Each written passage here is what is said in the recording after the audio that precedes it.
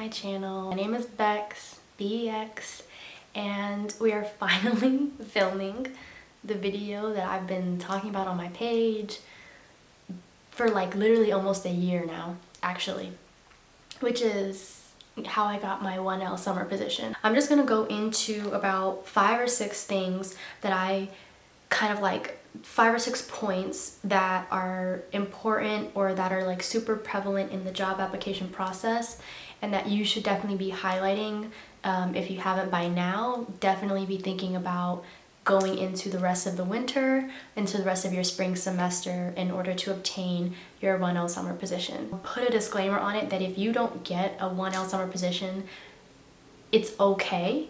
If it's not a big law summer position, it's okay. It's still very possible to get a position in your 2L, because remember, at the end of this, the only really important thing is to get a job after you graduate, right?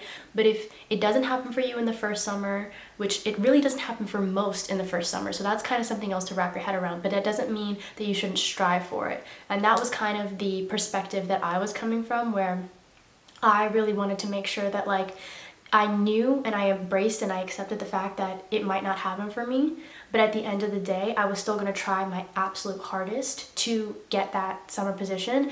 And if all else failed, it was okay, and I would figure out how to navigate that moving forward.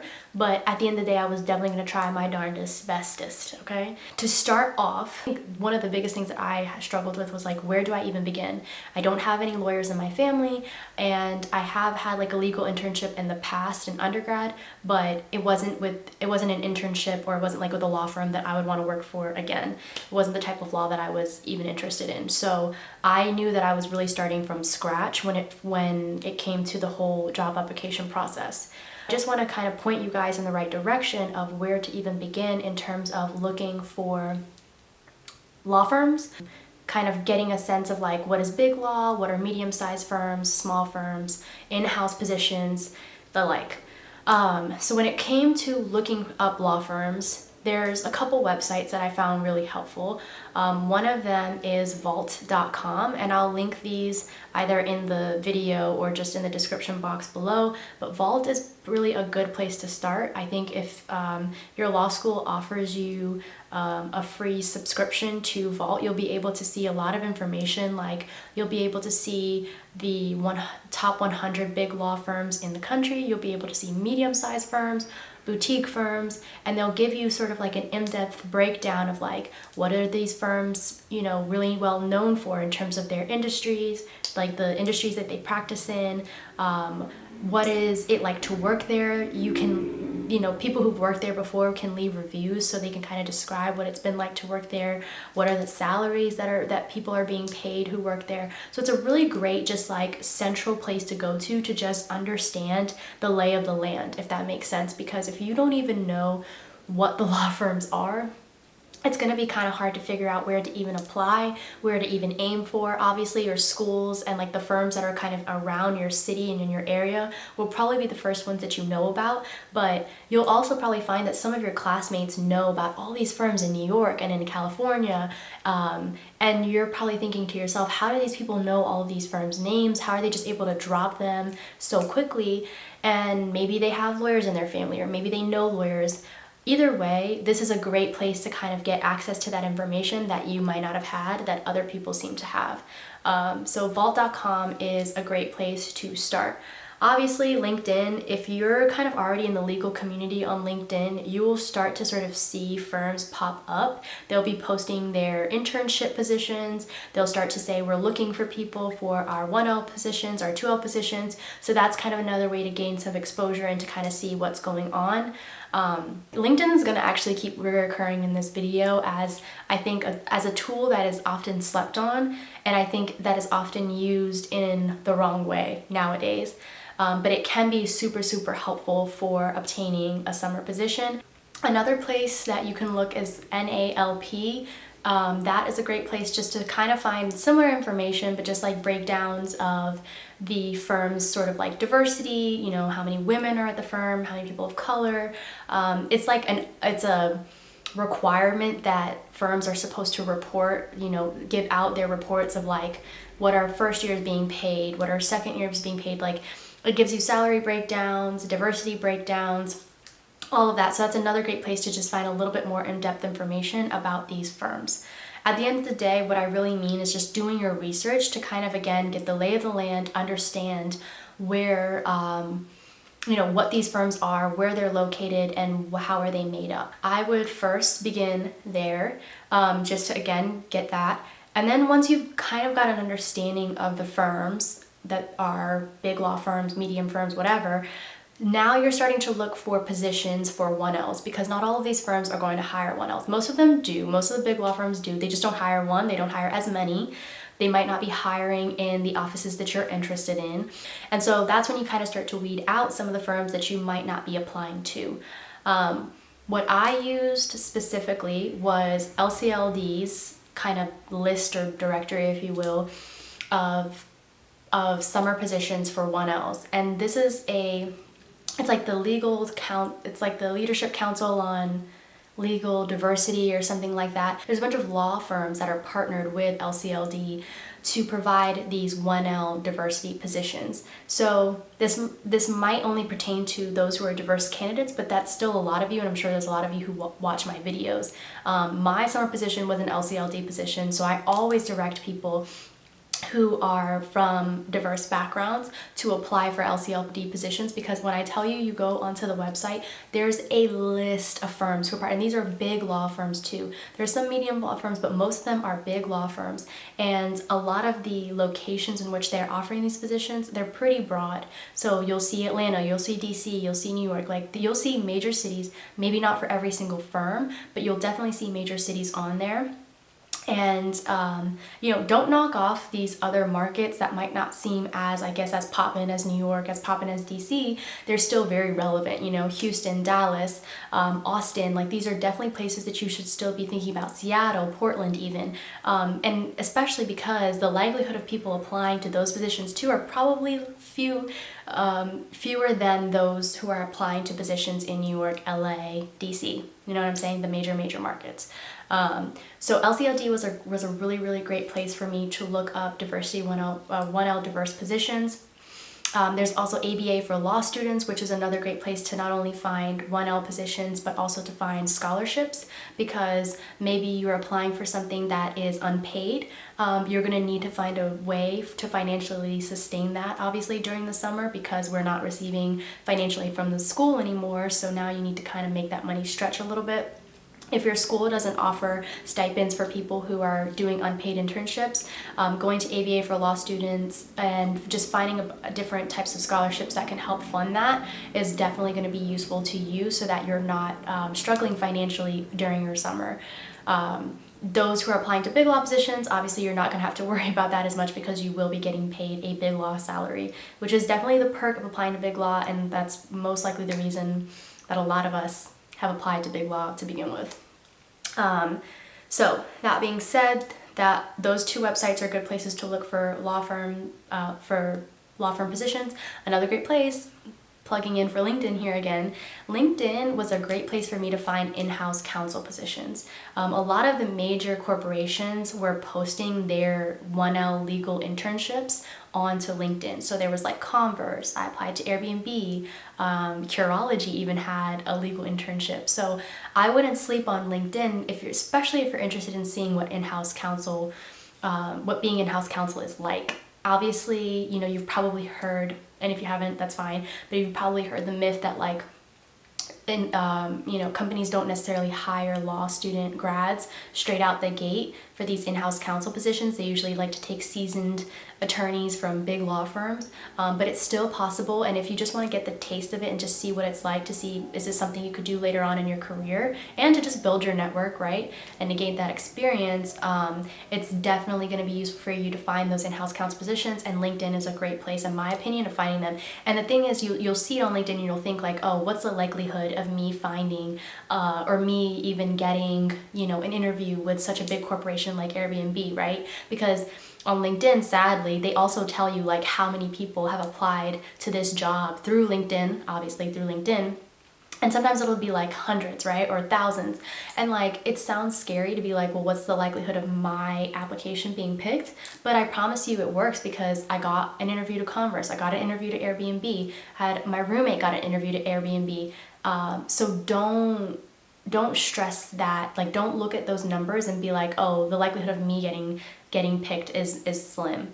Don't stress about that at all. Like, definitely go for it. If it's something that you're interested in, just go for it, and it might turn out for you. So I would suggest those things. I'm also going to list more links to other websites that I found helpful for me finding positions. Another thing that I'll point out is, like, my school has a website called Simplicity, which I'm sure maybe other law schools have that, or some sort of version of like a centralized website where they post the career services, they post job postings, and that's also where you'll like apply for OCI, like on-campus interviews and other job fairs that are going to be hosted at your school. That's another great way to find job positions. It's not how everybody gets their job, at least at Emory it's not, or so I've heard, but I did find mine. I found my job position through LCLD and through Simplicity, because they had posted it on Simplicity. So that's just another tool. Make sure you obviously take advantage of all of the resources that your career services has. Even if you don't feel like career services is that helpful to you, just at least make use of the resources they give you, so that way you can say you've checked all the boxes moving forward. Because if your goal really is to get that 1L summer position, that means you really are willing to do whatever it takes to get it. Another great way to get exposure to some of these firms and to kind of find out more about what firms are hiring 1Ls and what's going on, networking events and information sessions. I know Emory has hosted a couple information sessions with law firms like Haynes and Boone, King and Spalding, a lot of law firms that are kind of near the southeast area, and those have been great for just getting to meet those attorneys, getting to learn about their summer positions, getting to learn what their summer associates, what kind of work they get to do. Gives you an opportunity to ask questions if you've already applied, especially, and this is a great way this is usually how they like announce that their applications are now open, so they'll come and speak at law schools. And so that is a great way to get plugged in, because there's one thing about, making sure you send your application in, right? And having all the great application materials, you've got your grades right, your personal statement is sharp, your resume is looking good. It's another thing to have all of that, and then for them to also put a face to a name, or to put a conversation to an application. If they've talked to you and you've been able to plug yourself in, that just puts not only now did you have your foot in the door, now you've really busted through that door and saying, okay, here I am, now you kind of actually know who I am when you read this application.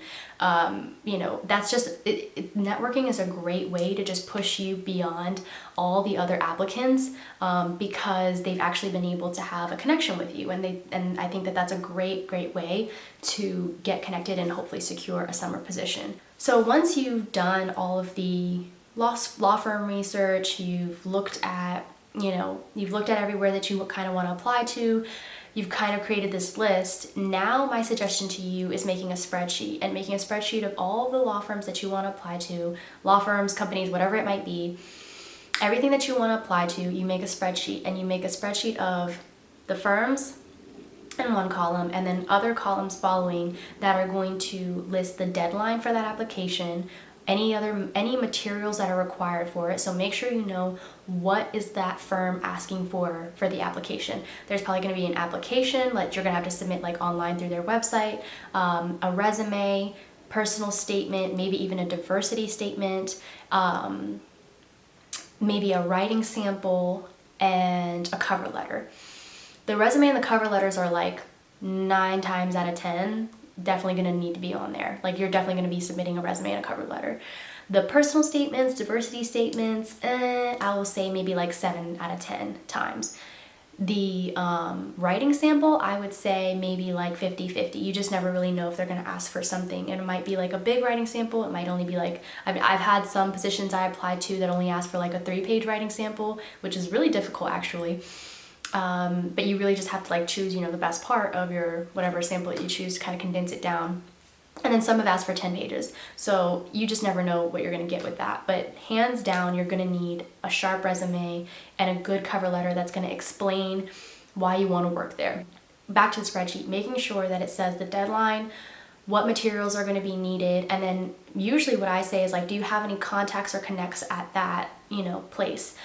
Because maybe you might want to reach out to them either before or after you apply, either saying hi, you know, just kind of talk to them, network with them a little bit, and then say, I really want to apply to this firm. I'm going to be sending my application in soon. And hence they should hopefully say, oh great, I'll make sure to keep a lookout for it. I'll tell the recruiting committee, tell the you know, I'll put in a good word with the hiring partner. That's usually what you would hope. Or you could say, you know, hey, I've applied to this firm. I'd really love to just get to hear your perspective from it. So make sure you put like a little column for any contacts or connects. And then for me, I just kind of just to keep tabs, I kept a column of like status. So like after I'd applied, I would say applied or not yet applied. If I'd gotten an interview, I would go back, delete that, and then say interview, second interview, denied, you know what I mean? And that way you can kind of just keep track of like what's going on. And I say a spreadsheet, and that's to kind of indicate and hint at you guys that you should be applying to a lot of places. I say to apply to as many places as possible, because if you really want to increase your chances of getting a 1L summer position, the best way to go is to just cast your net wide, and hopefully you'll get some interviews, you'll get some callbacks in doing that. I guess before I even go into applying everywhere, I should also say that another way to sort of do that, to cast your net wide and to apply sort of like, basically what I'm saying is to participate in your law school's OCIs, which is your on-campus interviews, if they provide 1Ls with the opportunity to participate in OCI, and to participate in job fairs. So there's like minority job fairs, there's Southeastern's job fairs, North, you know what I mean, like kind of like regional job fairs, public sector job fairs. So with these, the process is sort of similar to like OCI, right? You apply they give you sort of like the list of firms that are going to be there, and you send in your application materials, and you sort of rank which firms that you hope to interview with, and then you'll find out if you get a callback interview with any of those firms. So these are usually going to be like screener interviews. They'll probably have like follow-up interviews if you move on past that stage in either a job fair or an on-campus interview. These are probably going to be like 20-minute, 15-minute screener interviews with either 1 or 2 representatives from each of those law firms that are participating, and they will just sort of interview you about your resume. They'll ask you sort of about why you want to work at the firm, a bunch of different questions, but pretty surface level and not as long. They're just not going to go as long. Some might have some like situational interviews where you like behavioral interviews where you have to explain like a time where you showed, you know, your ability to manage time, things like that, like those types of questions where you have to sort of talk about a specific instance to sort of reflect how you have that certain skill. But when it comes to the screener interviews, I would argue that for the most part, they are largely based on your resume, with a couple of other questions, you know, sprinkled in there about like why you want to work there, and maybe some behavioral questions. It just sort of depends, I guess, on the structure of the job fair or the OCI and how much time that they're allotting per candidate.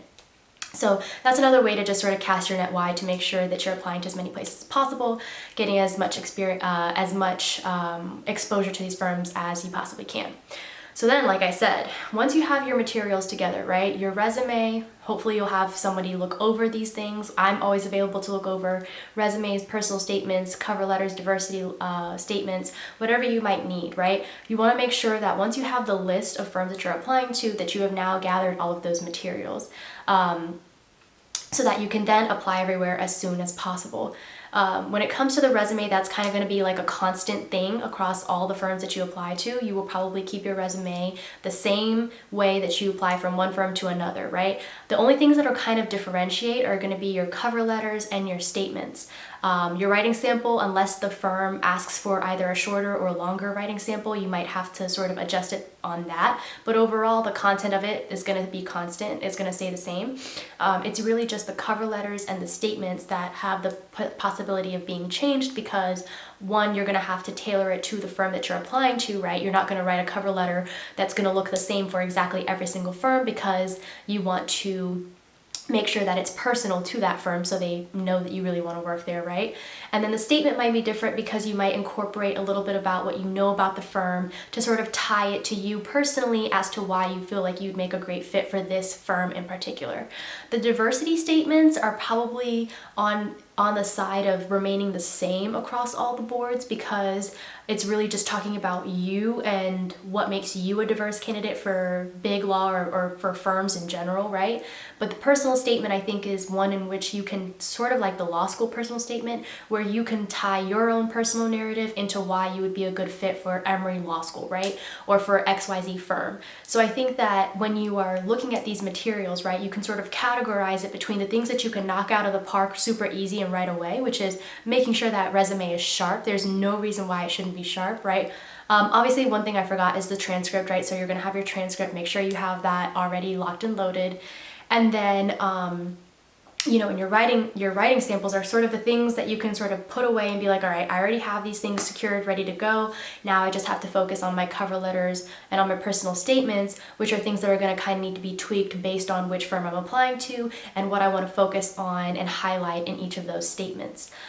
When it comes to the personal statement, you know, I don't want to go too in depth, as this video will be very, very long. When it comes to the personal statement, think of it really similarly to your law school statement. That's really where I started. I started with my law school personal statement, and I kind of just went from there. So I thought about what has happened from me from when I wrote my law school personal statement to now applying for a job, right? After a semester of law school under my belt, all this time has passed. What has kind of changed about this narrative, and how can I form that into, you know, why I should be a good fit for this particular law firm?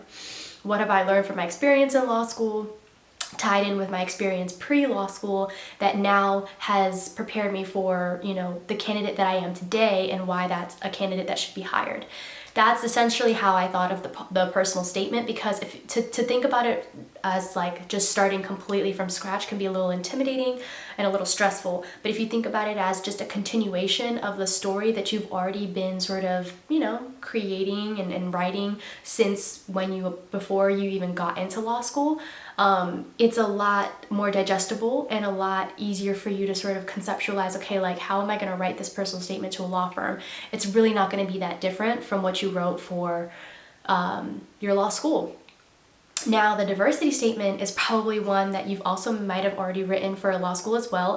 If so, that's another great place to start, right? Why start from literally zero when you already have something, a foundation that you can build upon? And I think that it'll also tell a better story too. And when it comes to diversity statements, I think one of my other pieces of advice is to not just focus on your actual, you know, whatever it is, that demographic that makes you the diverse candidate. You don't have to just focus on being a Black female. Obviously, you can write about those things, and 100% if that is your story, write about it. But what I'm saying is, sometimes I think people feel like you're trapped in your box. You're trapped in that label of, okay, I only get to write about the experience of being a Black female, and that's it. And if you feel that way, I want to highly suggest to you to challenge yourself to think about what else makes you diverse, because those are the statements that really stand out the most, in my opinion. And I feel like that's what I challenged myself to do. I still, of course, wrote about, you know, my background and stuff, but I tried to incorporate other things that distinguished me beyond just being a Black female. And that should in and of itself be enough, right? But you have to think like you're competing against other diverse candidates as well. And if you can highlight other things that make you, you know, diverse, I think that it will really help you sort of just have a leg up, and just to kind of show them that I am more than my race, I am more than my gender or my sexuality, and that's not the only thing that's going to help bring me to this or that's going to help this firm. I'm going to bring more than just a statistics or fill a quota. So that's definitely my biggest piece of information for your diversity statement and for your personal statement as well, if your personal statement sort of has that flavor of like, you know, your diversity. So I talked about the resume. Resume should really be clean and simple, one page. I think a lot of law schools probably have examples for you to follow in terms of what a good sort of professional resume should look like. It should be clear and concise. It should have concrete examples of what you did in each of those positions. You can include work experience. I think something else that people kind of ask a lot is like, what kind of work experience can you include? Like, especially those who are insecure about not having a lot of like internships under their belt, or maybe even work experience, whatever, or you feel like you don't have enough like professional work experience. Do not worry about that whatsoever. I put that I waitressed on my resume, and guess what? That tended to be a talking point for a lot of my interviews. I didn't even bring it up, but interviewers would ask me, tell me about what it was like to be a waitress, because I used to be, you know, a waiter back in the day, and it really taught me a lot about customer service and how to interact with people, and that became a huge talking point. So no job is too small, no job is too big. I just want you to definitely think about including, obviously, the breadth of everything that you've done. Try to include as much as you can, but again, try not to let that pass beyond, you know, one page. Obviously, those who've probably been deep into their career, whatever it might have been, might have more that they have to include on there, but for those who are kind of like the KJDs or people who took a little bit of time off, like, really try your hardest to keep it all in one. For one else who've gotten their grades, you should put your GPA on there. If you didn't receive your grades yet and you're just applying, you know, blind, then just put on there, you know, grades to be announced in January of 2022 or February, whenever your grades are supposed to come out. But hopefully by now all of you have gotten your grades, so if you're applying, your GPA should be on there. That's my general advice for resumes, but again, like, I'm assuming that a lot of career services at these different law schools will provide you with templates and stuff, and usually those templates are going to be good enough. It's just going to be a matter of like, are you making sure that you're including enough information under all of your experiences to really make sure that as soon as somebody sees your resume, they know exactly how you contributed to each of those jobs, exactly what you accomplished and what you achieved, because that's what's going to stand out to them the most. So your statements, your resume, your writing sample. Again, I think your writing professors are going to be good resources for this. Obviously, a lot of the firms are going to ask for writing samples that have not been edited by your professors, so they will ask you to just submit something that is clean and only written by you.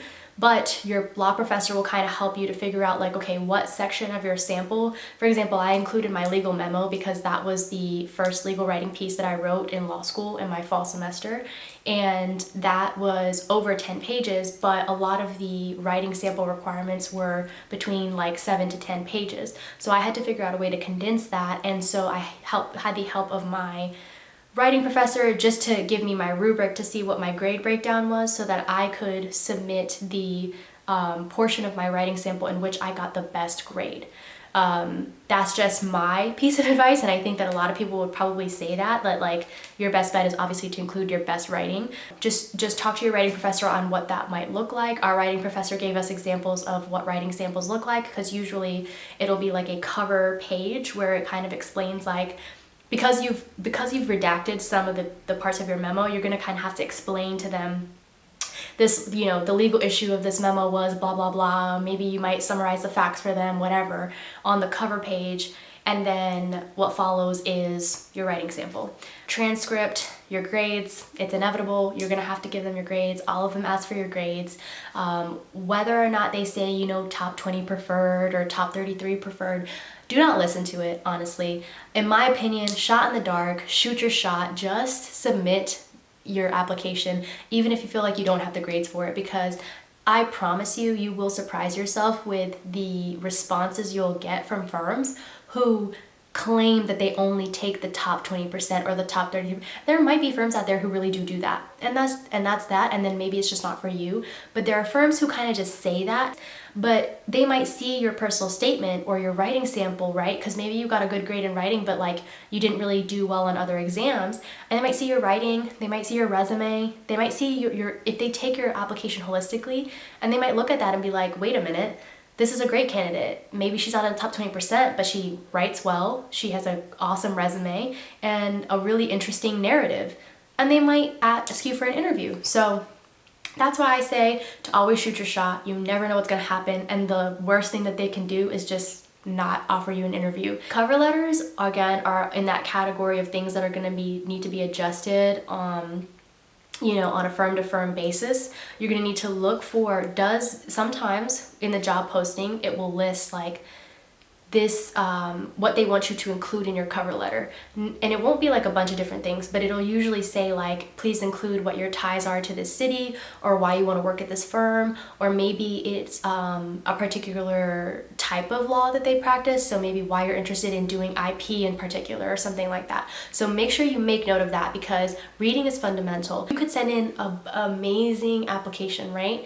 And you have awesome grades, but if you don't follow basic instructions that are listed in the job posting, you can bet that you're out of here, buddy.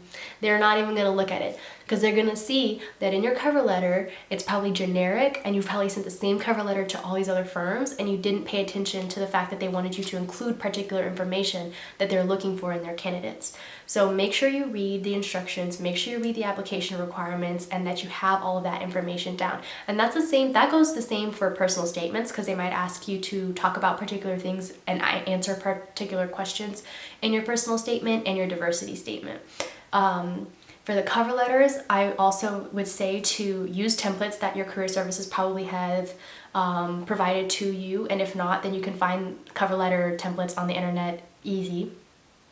Make sure it's addressed to a specific person. Don't just put to hiring partner or to recruiting coordinator. Make sure you find out who the recruiting coordinator is for that particular office that you're applying to, and put their name on it and say, Dear Miss blah blah, Dear Mr. blah blah.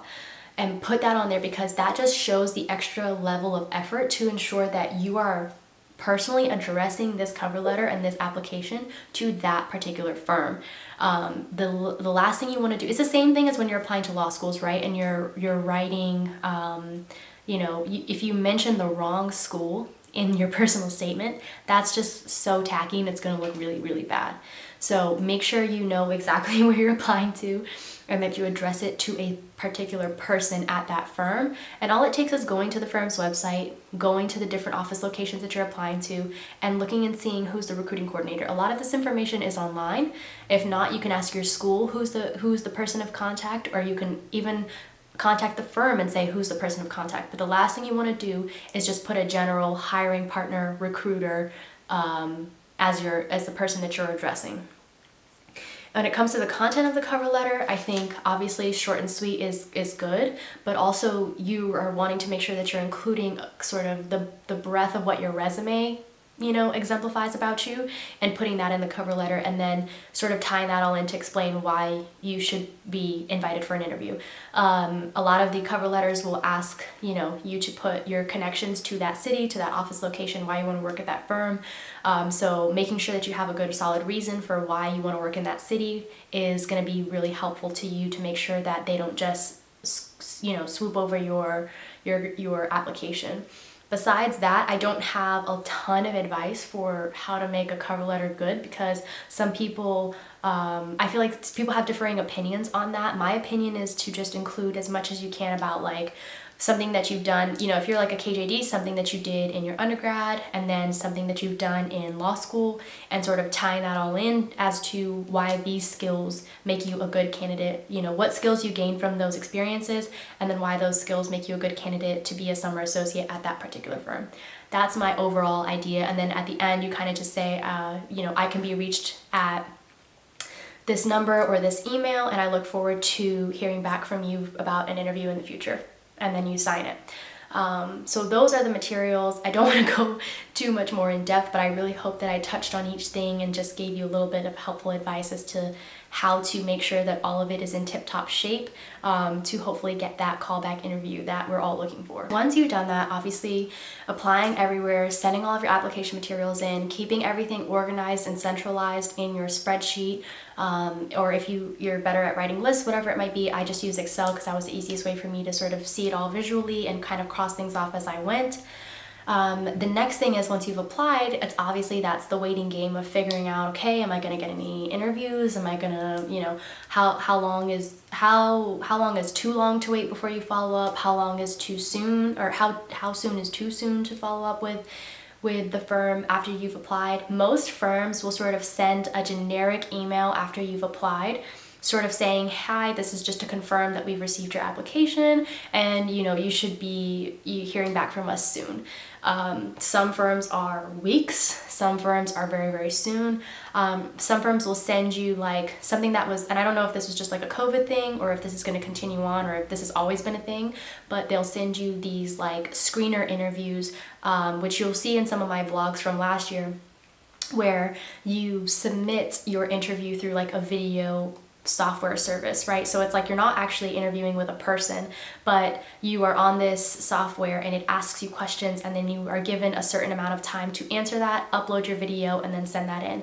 And so some firms will use that as a screener to sort of just expedite that process and kind of weed it out. And those software systems look for certain words, they look for certain phrases and sort of pick up on that. And I don't know all the mechanics behind it, but I just know that it's an easier and faster way for firms to sort of figure out, okay, who are we going to call back for an official interview? So definitely be on the lookout for those and start to practice some of your behavioral questions.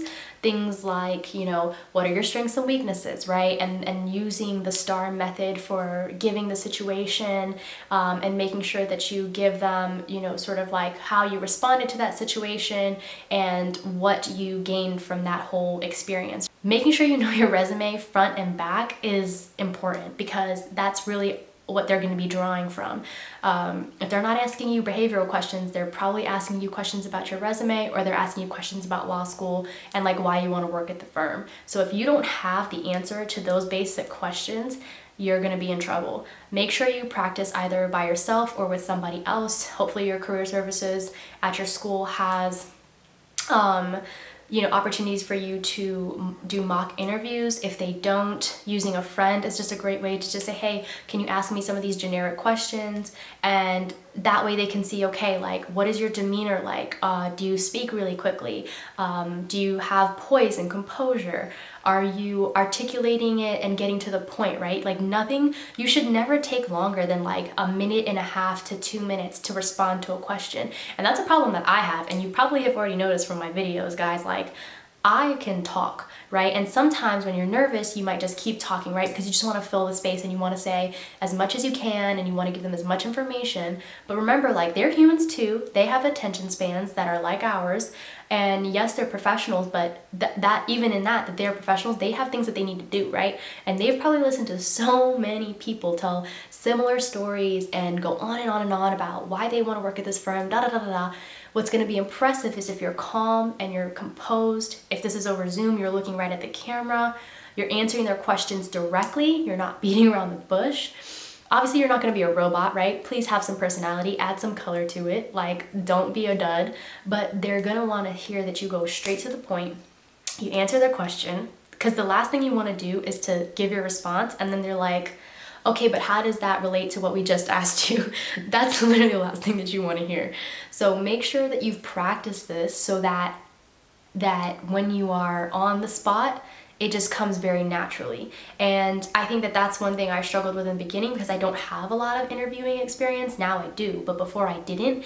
And so I was kind of worried about like, okay, what does a good answer sound like? And should I, you know, embellish stories, or should I just stay true to who I am if I don't feel like I have a lot of experience? And really the biggest advice I give you is to just be authentically yourself. If you just want to come across as somebody who they would want to work with, who they want to sit across the hall from, and they want to go to happy hours with, and you know, they want to do business meetings with and go to lunches with, who you just want to be that person. And the only way that you can do that and show them that you are that person is just by being yourself.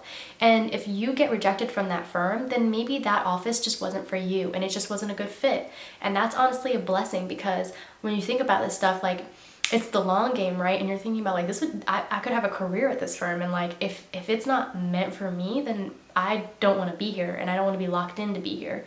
So I would say that when it comes to the interviews, practice, practice, practice.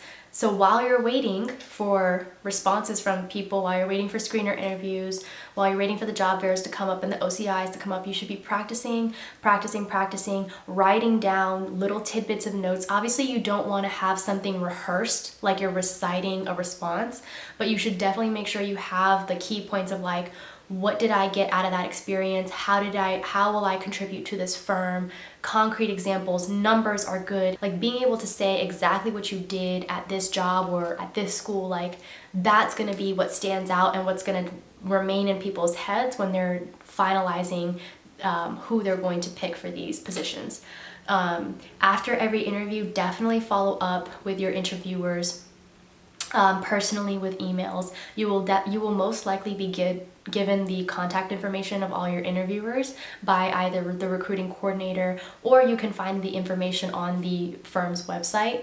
I highly recommend, it's just kind of common interview etiquette to just say, thank you for your time, I enjoyed our conversation, and I look forward to hopefully either, hearing from you in the future or seeing you, whatever it might be. I usually did it either that evening or the next morning, like, thank you for, your time yesterday. I wouldn't let it go beyond a couple of days because now you're kind of a memory, and I definitely wouldn't let it go as far as a week. Like, try and do it timely, whether it's that afternoon or the following day. And again, the waiting game can be painful, it can be stressful, but just continue applying to different places, continuing to cast your net wide, and continuing to just be patient. And this is something I said last year, but all it takes is one. It just takes one yes.